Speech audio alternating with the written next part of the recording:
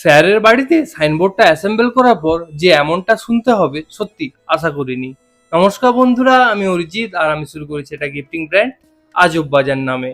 এর আগের ভিডিওতে তোমাদেরকে দেখেছিলাম স্যারের বাড়ির সাইনবোর্ডটা কিভাবে বানিয়েছিলাম। আজকে দেখাবো এটা কিভাবে ইনস্টল করলাম। তো সকাল সকাল বেরিয়ে পড়েছিলাম স্যারের বাড়ির উদ্দেশ্যে। বাড়িতে এসে খাতির যত্ন অনেক কিছু পেলাম। তারপরে স্যারের ছেলের সঙ্গে দেখা। স্যারের বাড়িতে এসে জানতে পারলাম স্যারের ছেলেও মাস্টার, কিন্তু সাবজেক্টটা ছিল প্রেম ভালোবাসা, তাই একটু শিখে নিলাম। তারপরে এই গরমের মধ্যে কাজ করতে গিয়ে ভাবলাম এদের প্রতি একটু নির্ভর হয়ে বসে থাকবো, কিন্তু সেটা আর আমার কপালে জুটেনি। আবার কাজ করতে শুরু করে দিলাম। কাজ করতে করতে এই গরমের মধ্যে ভাবছিলাম যে পুরো ঘেমে চান করে নিয়েছি। তারপর আবার ভেড়ার উপরে আমাকে তুলে দিল।